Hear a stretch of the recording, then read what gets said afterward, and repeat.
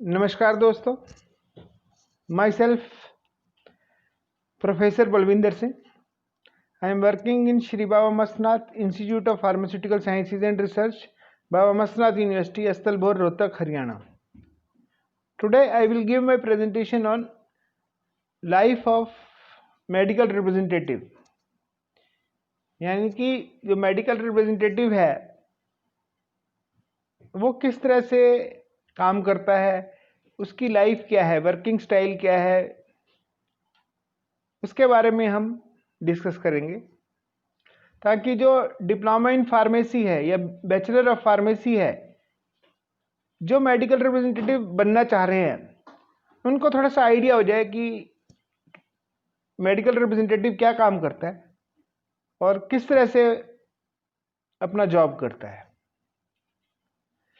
First of all, I am thankful to my son, Mr. Ashish Saini, for typesetting and media recording of this presentation. To start with, सबसे पहले हम देखते हैं who is medical representative. Medical representative कौन है? जैसे कि नाम बता रहा है, मेडिकल रिप्रेजेंटेटिव फार्मास्यूटिकल कंपनी का एक सेल्स एंड मार्केटिंग का रिप्रेजेंटेटिव है। एक वो पर्सोनल है, वो स्टाफ मेंबर है जो फार्मास्यूटिकल कंपनी की मेडिसिन ब्रांड्स को मेडिकल फ्रेटर्निटी के सामने रिप्रेजेंट करता है, उनको बताता है कि उसकी कंपनी का जो ब्रांड है, जो प्रोडक्ट है, वह दूसरे की कंपनी से, दूसरी फार्मास्यूटिकल कंपनीज के प्रोडक्ट से किस तरह से बेहतर है, और जो डॉक्टर्स हैं उनको उस कंपनी का प्रोडक्ट क्यों लिखना चाहिए, पेशेंट्स को उस कंपनी के प्रोडक्ट को लिखने से क्या बेनिफिट मिल सकता है, कौन सी बीमारी में, कौन सी इंडिकेशन में वो प्रोडक्ट लिखना है। तो ये सारी डिस्कशन जो है मेडिकल रिप्रेजेंटेटिव करता है। अगर हम ऐसा कहें कि जो मेडिकल रिप्रेजेंटेटिव फार्मास्यूटिकल कंपनी का एक अर्निंग मेंबर है, जो फार्मा प्रोडक्ट्स को सेल करके, बेच के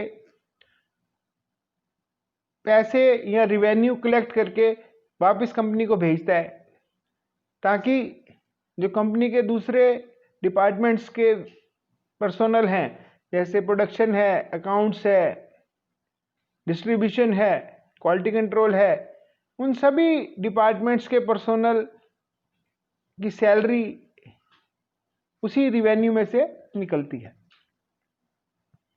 तो ये बहुत ही सॉलिड पिलर है किसी भी फार्मास्यूटिकल कंपनी का, बहुत ही इंपॉर्टेंट पर्सन है, स्टाफ मेंबर है। आइए हम देखते हैं कि who can become medical representative. Medical representative कोई भी ग्रेजुएट या डिप्लोमा इन फार्मेसी या बैचलर ऑफ फार्मेसी जिसने पास कर रखा हो वो बन सकता है। लेकिन डिप्लोमा इन फार्मेसी और बैचलर ऑफ फार्मेसी का मेडिकल रिप्रेजेंटेटिव बनना ज़्यादा आसान है, क्योंकि pharmaceutical companies diploma in pharmacy and bachelor of pharmacy pass out students को प्रेफर करती हैं, क्योंकि मेडिकल रिप्रेजेंटेटिव ने दवाइयों के बारे में डॉक्टर से डिस्कस करना है, और दवाइयों के बारे में डिप्लोमा इन फार्मेसी में स्टूडेंट्स को पढ़ाया जाता है, बैचलर ऑफ फार्मेसी में स्टूडेंट्स को पढ़ाया जाता है, तो उनको एडवांटेज रहता है, उनको समझने में और आगे समझाने में आसान रहता है। इसके अलावा एक ह्यूमन एनाटॉमी फिजियोलॉजी का सब्जेक्ट है, क्योंकि जो बीमारियां हैं ह्यूमन बॉडी के डिफरेंट सिस्टम्स को अफेक्ट करती हैं, तो ह्यूमन एनाटॉमी फिजियोलॉजी जो है की जानकारी जरूरी है, और वो हेल्प करती है बीमारी को समझने में और उसके इलाज में। दवाइयाँ कैसे एक्ट करती हैं, कहाँ एक्ट करती हैं, ये सारा जो है फार्माकोलॉजी में पढ़ते हैं। तो human anatomy physiology and pharmacology, ये दो सब्जेक्ट्स डिप्लोमा इन फार्मेसी और बैचलर ऑफ फार्मेसी के स्टूडेंट्स को पढ़ाए जाते हैं, जिसकी वजह से उनको मेडिकल रिप्रेजेंटेटिव बनने में आसानी होती है। कंपनीज उनको हाथों हाथ ज्वाइन करवाती हैं।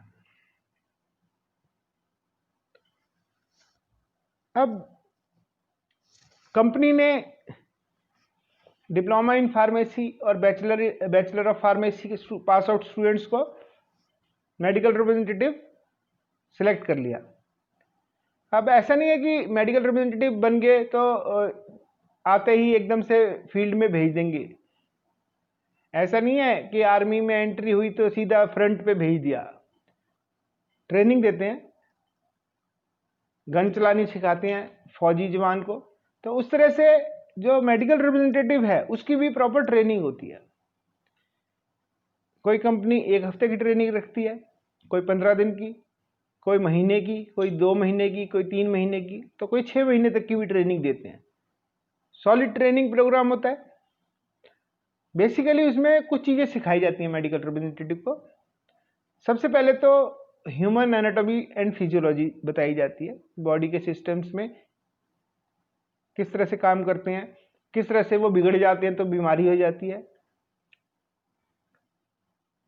सारी बॉडी के सिस्टम्स भी बताते हैं, लेकिन ज़्यादा एम्फेसिस उन सिस्टम्स को देते हैं जिन सिस्टम्स से रिलेटेड बीमारियों के लिए वो कंपनी दवाइयाँ मैन्युफैक्चर करती है और उनको प्रमोट करती है।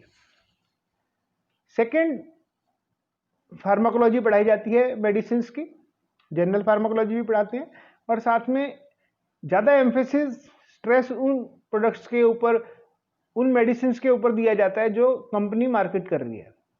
उसकी फार्माकोलॉजी ज़्यादा डिटेल में पढ़ाई जाती है, यानी कि किस तरह से वो ड्रग्स एक्ट करती हैं, किस तरह से उनके एडवर्स इफेक्ट है, किस तरह से वो मेडिसिन दूसरे मेडिसिन से सुपीरियर है।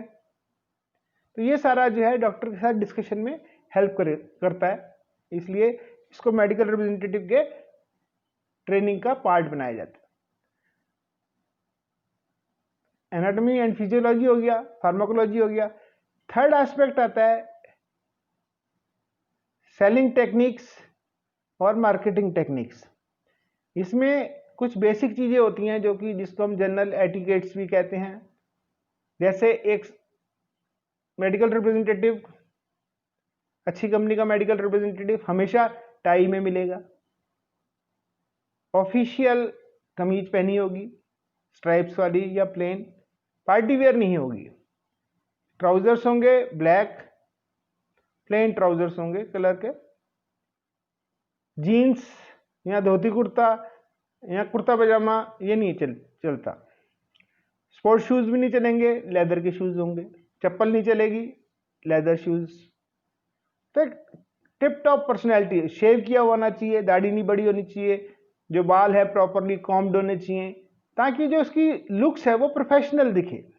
डॉक्टर उसको उतनी ही इज्जत देता है जितना प्रोफेशनली वो दिखेगा, क्योंकि जब तक वो मुंह नहीं खोलेगा तब तक उसकी मार्केटिंग, उसकी ड्रेस, उसकी जो वेल मैनर्ड जो आउटलुक है, जो पर्सनैलिटी है, वो उसके बारे में बहुत कुछ बोल जाएगी।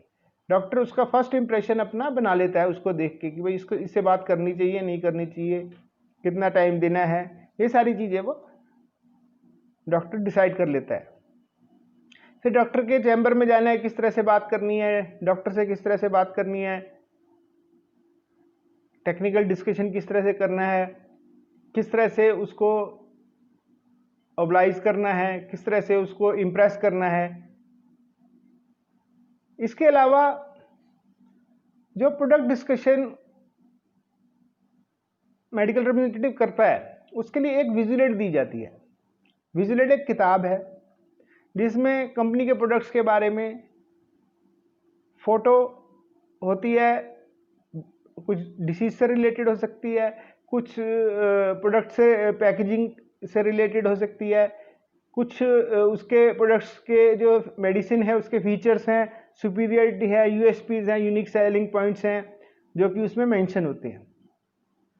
और एक ओपनिंग लाइन होती है, स्लोगन होता है, और एक क्लोजिंग लाइन होती है। जो ब्रांड नेम है उससे कोरिलेट करता हुआ राइम बनाता हुआ ओपनिंग सेंटेंस जो स्लोगन है और क्लोजिंग सेंटेंस, जो कि हेल्प करता है डॉक्टर को याद करने में। जब उस टाइप का कोई मरीज आएगा इंडिकेशन लेके तो डॉक्टर को वो याद रहेगा ब्रांड, तो वो उसको ब्रांड को प्रिस्क्रिप्शन पे लिखेगा। तो जो सेल्स और मार्केटिंग टेक्निक्स हैं उसमें मेडिकल रिप्रेजेंटेटिव को ये सिखाया जाता है कि किस तरह से आपने डिमांड जनरेट करनी है, क्योंकि कंपनी का जो मेडिसिन है वो डायरेक्ट जो कंज्यूमर है, पेशेंट है, उसको नहीं बेचना। उसने डॉक्टर को कन्विंस करना है अपने प्रोडक्ट की सुपीरियरिटी के लिए। तो जो है उसको बताना है कि हमारा प्रोडक्ट सुपीरियर है। डॉक्टर फिर प्रिस्क्रिप्शन लिखता है, वो प्रिस्क्रिप्शन लेके पेशेंट रिटेल केमिस्ट के पास जाता है। तो जो प्रोडक्ट है वो मेडिकल रिप्रेजेंटेटिव को ये बताया जाता है कि उसको रिटेल केमिस्ट से कैसे अवेलेबिलिटी, प्रोडक्ट की अवेलेबिलिटी करानी है। अब कंपनी डायरेक्ट रिटेल केमिस्ट को माल नहीं देती, क्योंकि रिटेल केमिस्ट का ऑर्डर छोटा होता है। तो कंपनी जो है हर हेडक्वार्टर में 2-3 जो है डिस्ट्रीब्यूटर या स्टॉकिस्ट बना लेती है, और ये जो डिस्ट्रीब्यूटर और स्टॉकिस्ट है ये फिर फर्दर सप्लाई करते हैं रिटेल केमिस्ट को। तो ये सारी जो है ट्रेनिंग दी जाती है।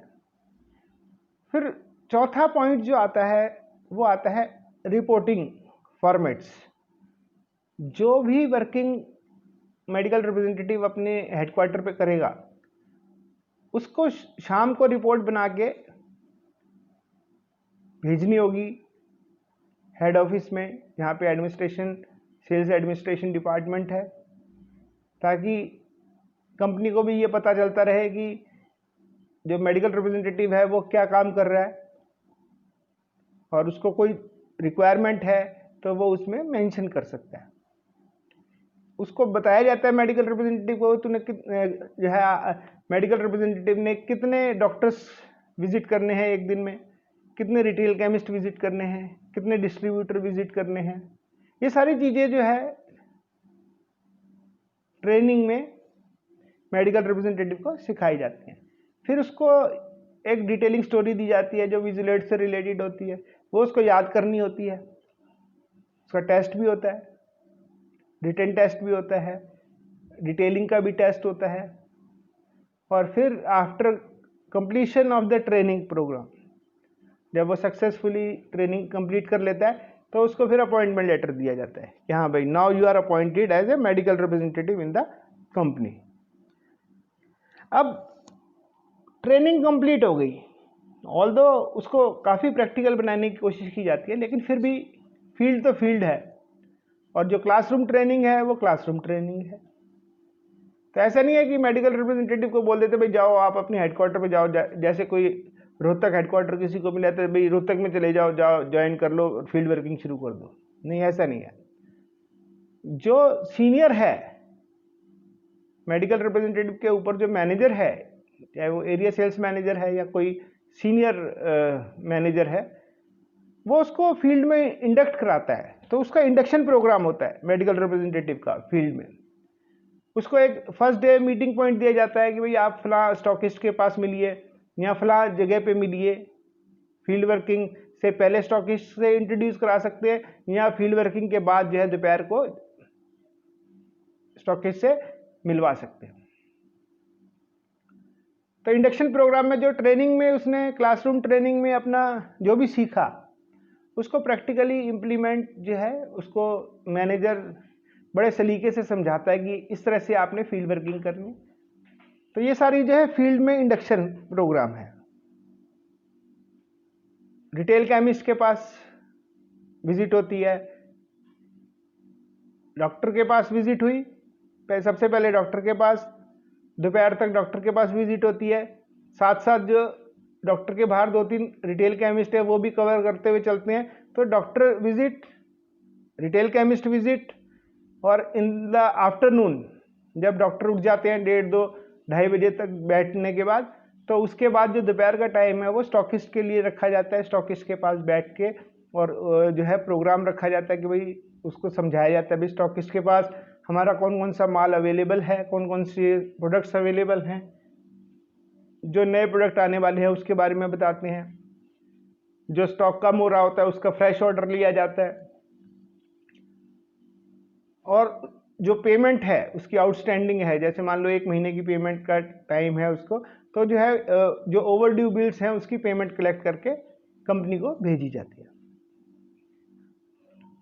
तो ये सारे 2-3 दिन का जो है प्रोग्राम मैनेजर जो है मेडिकल रिप्रेजेंटेटिव के साथ फील्ड में रखता है, फील्ड इंडक्शन करता है। अब मेडिकल रिप्रेजेंटेटिव फील्ड में किन किन लोगों को मिलता है? मेनली मेडिकल रिप्रेजेंटेटिव 3 लोगों को मिलता है, एक डॉक्टर्स को, एक रिटेल केमिस्ट को, और तीसरा जो है स्टॉकिस्ट। डॉक्टर्स भी डिफरेंट कैटेगरीज के हैं, तो डॉक्टर सिलेक्शन के लिए कंपनी बताती है, जैसे कुछ प्रोडक्ट्स गायनी प्रोडक्ट्स होते हैं, फीमेल डॉक्टर्स के पास जाते हैं जो फीमेल पेशेंट्स के लिए होते हैं, कुछ छोटे बच्चों के लिए होते हैं तो उसके लिए पेडियाट्रिक्स या जनरल फिजिशियंस जो है उनको प्रेफर किया जाता है। कोई चेस्ट स्पेशलिस्ट के लिए प्रोडक्ट है तो चेस्ट स्पेशलिस्ट के पास जाते हैं, कुछ हड्डियों के डॉक्टर के लिए प्रोडक्ट है तो वो ऑर्थो के डॉक्टर्स होते हैं उनसे मिला जाता है। तो as per the company guideline वो एक अपनी डॉक्टर लिस्ट बनाता है कि भाई मेरे को रोज इतने डॉक्टर्स से मिलना है as per the company guideline.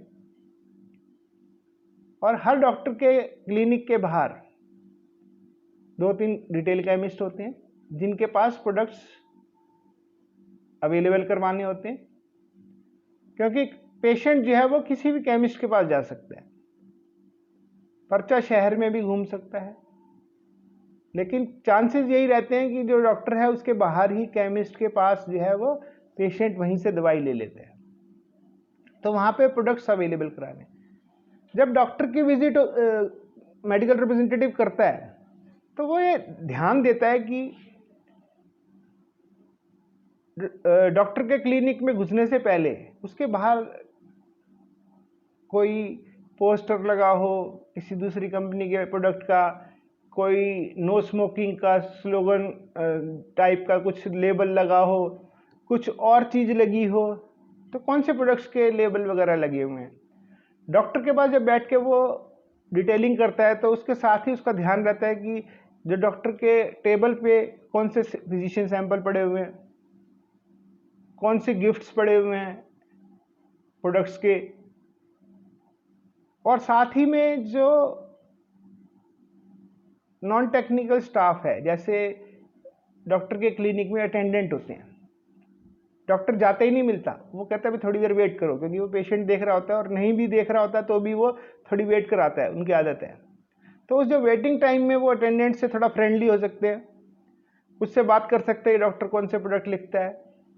जो आसपास के रिटेल केमिस्ट हैं वो बता सकते हैं कि भी डॉक्टर जो है किन प्रोडक्ट्स में ज़्यादा इंटरेस्टेड है, तो उसी हिसाब से अपनी प्रोडक्ट बास्केट में से मेडिकल रिप्रेजेंटेटिव प्रोडक्ट चुनता है और उनको जो है डॉक्टर को प्रमोट करता है, और डॉक्टर से एक आश्वासन लेता है, एक अश्योरेंस लेता है कि वो कोई 2 प्रोडक्ट, 1 प्रोडक्ट जरूर लिखे, और जिस प्रोडक्ट को डॉक्टर अश्योर करता है उस प्रोडक्ट के जो फिजिशियन सैंपल है, कोई गिफ्ट है, तो वो डॉक्टर को देते हैं।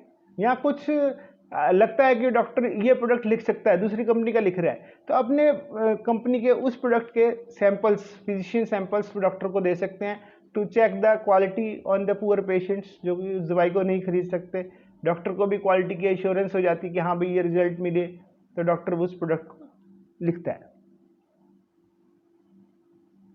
जो प्रोडक्ट डॉक्टर अश्योर करता है वो आसपास के जो रिटेल केमिस्ट हैं उनके पास अवेलेबल कराने होते हैं, तो उससे रिटेल केमिस्ट का ऑर्डर बुक करते हैं as per the company norms and rules, और वो ऑर्डर जो है रिटेल केमिस्ट से साइन और स्टैंप लगवा के, अगर स्टैंप नॉर्मली रिटेल केमिस्ट नहीं लगाते तो जो साइन है वो करवा के, और वो जो है ऑर्डर स्टॉकिस्ट को आफ्टरनून में देने होते हैं, और उसको अश्योर करना होता है कि भाई वो सब गुड्स जो है सप्लाई हो जाए टाइम से।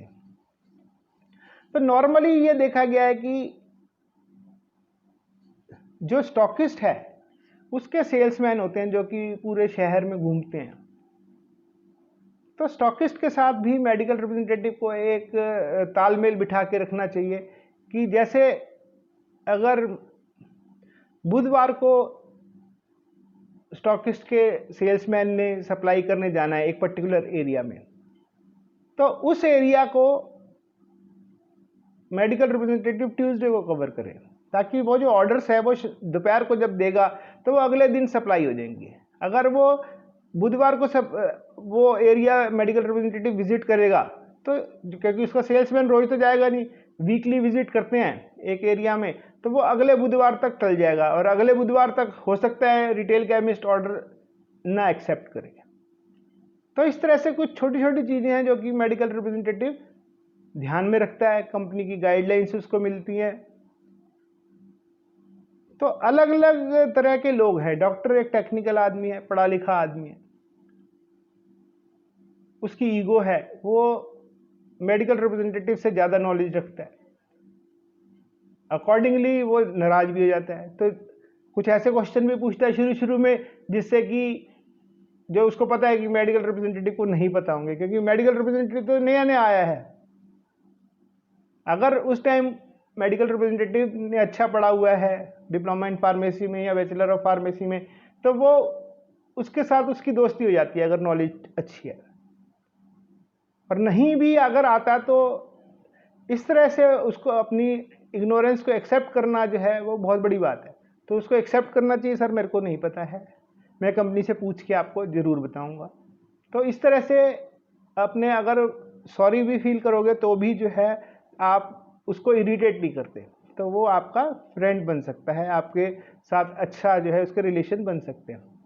जो रिटेल केमिस्ट है, थॉरो बिजनेसमैन है, डिप्लोमा इन फार्मेसी है या बैचलर ऑफ फार्मेसी है, वो बराबर का है, टक्कर बराबर की है।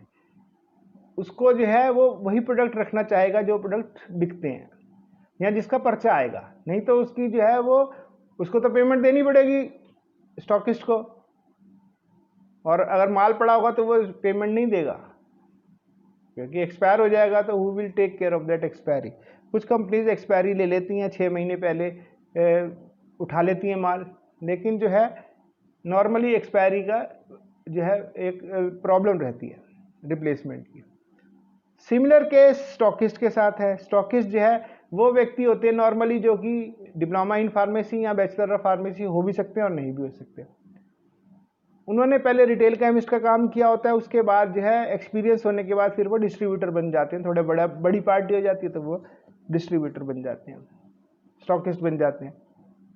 उनको भी क्योंकि कंपनीज के बहुत सारे जो है प्रोडक्ट्स हैं और 3 4 5 कंपनीज का गुड्स रखते हैं, तो वो भी वही प्रोडक्ट्स रखना चाहेंगे, वही सप्लाई करना चाहेंगे जहाँ पे उनको पेमेंट की दिक्कत ना हो। उन रिटेल केमिस्ट के पास माल देना चाहेंगे जिनके पास पेमेंट की कोई लफड़ा ना हो, कोई दिक्कत ना हो। तो उनसे उनकी जो अच्छे रिटेल केमिस्ट जिनके साथ उनके रिलेशन अच्छे हैं, जिनके साथ उनकी पेमेंट की कोई प्रॉब्लम नहीं है, वो लिस्ट जो है स्टॉकिस्ट से लेनी चाहिए। तो वहाँ से अगर ऑर्डर बुक करके मेडिकल रिप्रेजेंटेटिव लेके आएगा तो उसकी जो सप्लाई है उसमें दिक्कत नहीं आएगी, और पेमेंट की दिक्कत नहीं आएगी तो आगे कंपनी को वापस पेमेंट भेजने में गुड्स की स्टॉकिस्ट को भी दिक्कत नहीं होगी क्योंकि उसके पास पेमेंट आ रखी है। अब जो है डेली वर्किंग पे आते हैं। मैनेजर इंडक्शन करा गया। अब जो है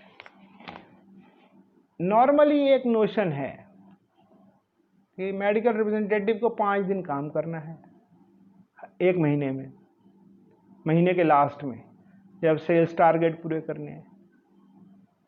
उसके पास इनपुट्स में फिजिशियन सैंपल है, स्कीम है, गिफ्ट्स हैं। तो मेडिकल रिप्रेजेंटेटिव को शॉर्टकट नहीं अपनाना है, उसको एडजस्टमेंट के चक्कर में इन गिफ्ट्स और फिजिशियन सैंपल को बेचने के चक्कर में इसको एडजस्टमेंट के रूप में यूज़ नहीं करना है। उसको 5 दिन काम नहीं करना है, उसको पूरा महीना काम करना है, 26 दिन काम करना है। 4 संडे के दिन निकाल दें तो बाकी 26 दिन इसको खूब मेहनत करनी है।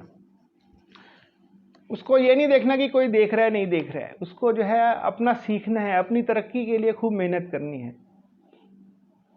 चाहे कोई मैनेजर साथ में काम कर रहा है नहीं कर रहा, जैसे कंपनी बताती है उसके हिसाब से उसको फील्ड में जाके प्रिस्क्रिप्शन जनरेशन पे खूब ध्यान देना है। अगर प्रिस्क्रिप्शन जनरेशन पे ध्यान नहीं देंगे, शॉर्टकट अपनाएंगे, तो फिर आगे तरक्की नहीं हो सकती। इस प्रिस्क्रिप्शन जनरेशन में कम से कम 6 महीने, 1 साल, 1.5 साल, 2 साल लग सकते हैं। इतना टाइम उसको अपना पसीना बहाना है, तेल निकाल देना है बिल्कुल, क्योंकि सड़ती धूप होगी, जून की दोपहरी होगी, बरसात होगी, तेज बारिश होगी, फिर ठंड पड़ेगी खूब जोर से, सारे सीजन होंगे, उसमें जो है उसको फील्ड में काम करना है, उसके लिए कोई छुट्टी नहीं, संडे को छोड़ के खूब मेहनत करनी है। जो प्रॉब्लम है, एक ही प्रॉब्लम है, एक ही चीज पे उसको मास्टरी करनी है, that is the demand generate करनी, प्रिस्क्रिप्शन जनरेट करनी। जिस दिन उसको ये आर्ट आ गई, उस दिन वो एक सक्सेसफुल मेडिकल रिप्रेजेंटेटिव है, उस दिन वो अपनी सेल्स एंड मार्केटिंग में टॉप के लेवल तक जाने के लिए तैयार हो गया है।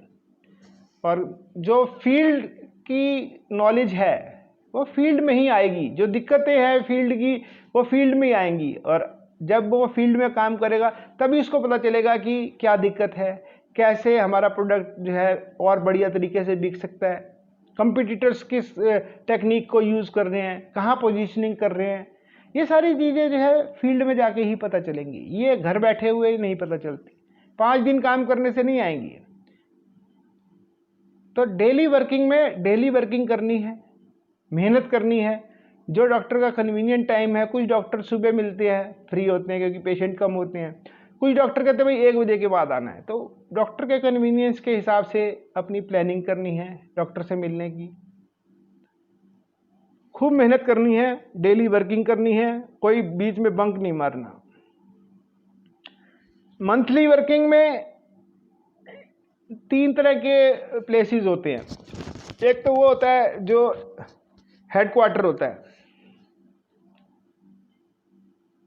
हेड ऑफिस में नॉर्मली 1 दिन की वर्किंग होती है, यानी कि सेल्स मीटिंग हो सकती है, या तो वो हेड ऑफिस में बुला सकती है कंपनी, या किसी जैसे स्टेट में राजस्थान है तो वो जयपुर में बुला सकते हैं, हरियाणा है तो अंबाला में बुला सकते हैं, या वो अपने जो है जहाँ हेड ऑफिस है उनका वहाँ पे कंपनी बुला सकती है। अगर दिल्ली बेस्ड कंपनी है तो दिल्ली के आसपास के लोगों को दिल्ली में बुला सकती है, बाहर के लोगों को बाहर बुला सकती है, मान लो बिहार के लोग हैं पटना में बुला सकती है।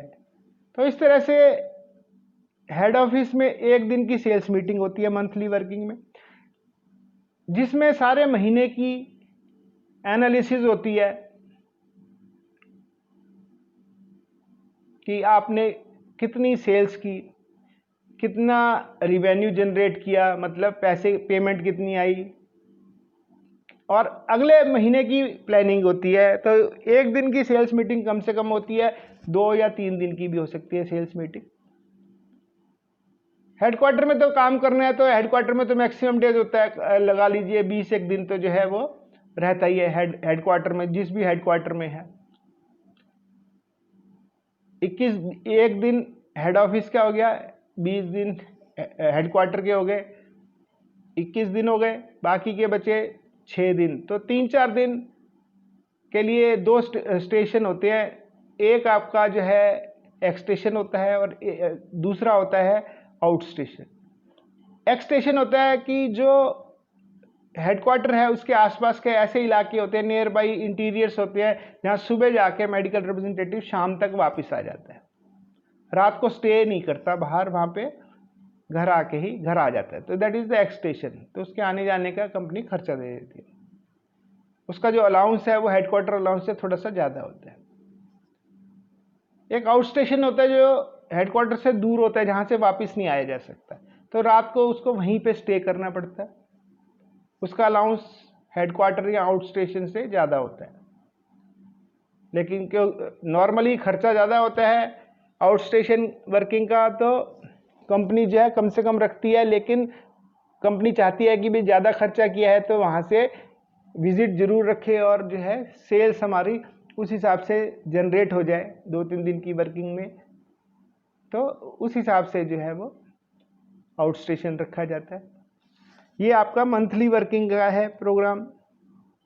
अब हर महीने 2-3 दिन जो है जॉइंट फील्ड वर्किंग रखी जाती है विद मैनेजर। जो पर्पस है मैनेजमेंट का वो ये है कि जो बच्चा है, मेडिकल रिप्रेजेंटेटिव है, वो अपने आप को अकेला ना समझे।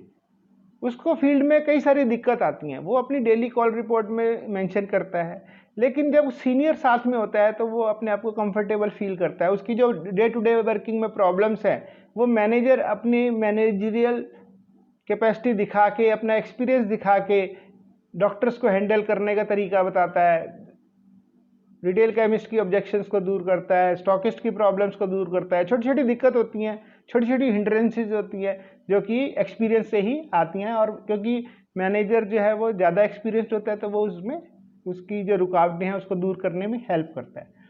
नॉर्मली मैनेजर और अगर मेडिकल रिप्रेजेंटेटिव की ट्यूनिंग है अच्छी, जो कंपनी की पॉलिसी है उसको दोनों 1:1 करके इम्प्लीमेंट कर रहे हैं, तो वो 1 और 1 मिलके 11 हो जाते हैं।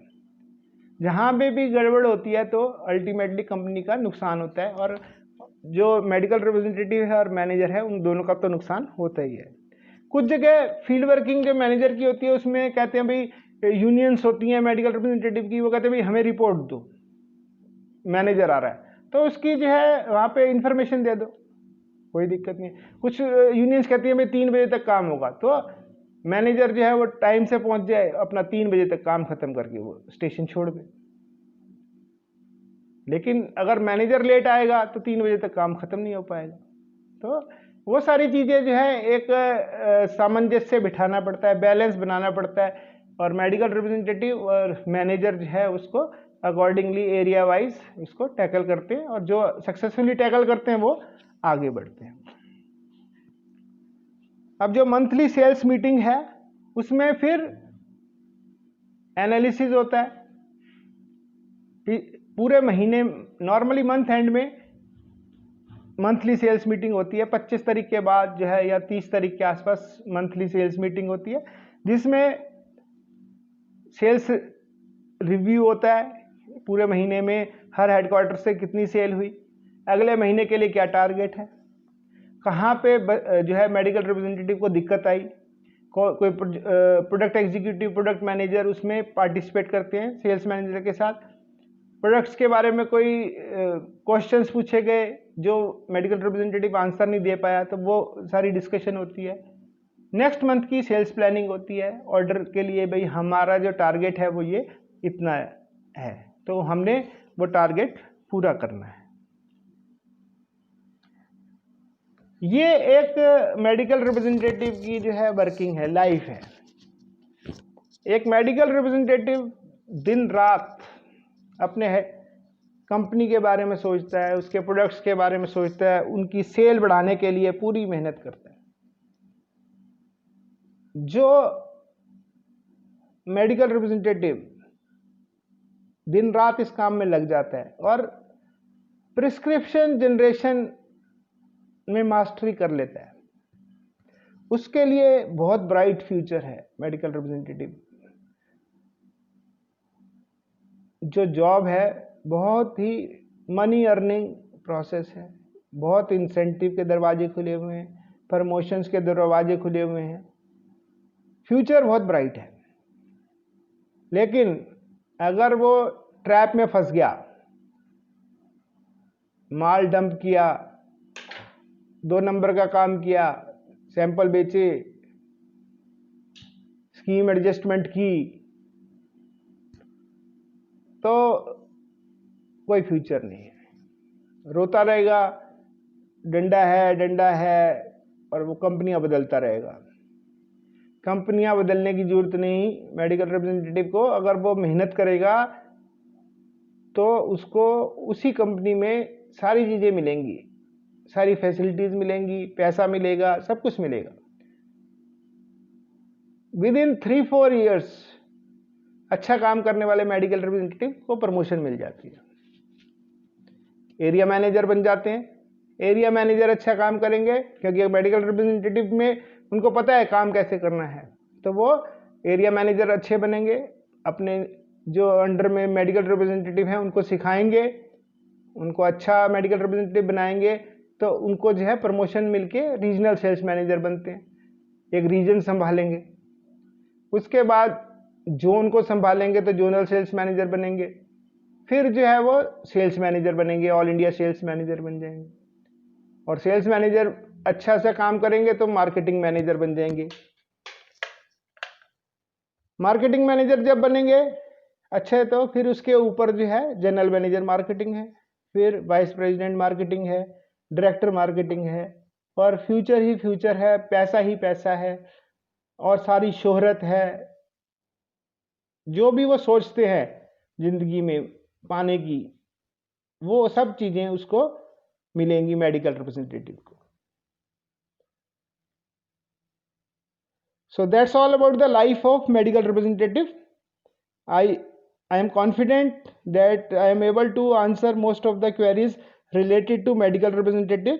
तो जो डी फार्मेसी पास आउट है स्टूडेंट, सेकेंड ईयर स्टूडेंट्स हैं, B pharmacy fourth year students हैं, या वो पास आउट स्टूडेंट्स हैं जो मेडिकल रिप्रेजेंटेटिव बनना चाहते हैं लेकिन उनको ये नहीं पता, पूरी डिटेल्स नहीं पता, तो उनके लिए मैंने ये प्रेजेंटेशन बनाई है। आई एम कॉन्फिडेंट दैट मैं उनकी क्वेरीज को शांत करने के लिए, उनके आंसर करने की जो कोशिश है उसमें सफल रहा हूँ। फिर भी अगर कोई क्वेरी है तो मेरा मोबाइल नंबर और ईमेल आईडी है, you can contact me. And in the end I once again thanks my son mister Ashish Saini for typesetting and media recording of this presentation. Thank you very much. Have a good day and best of luck.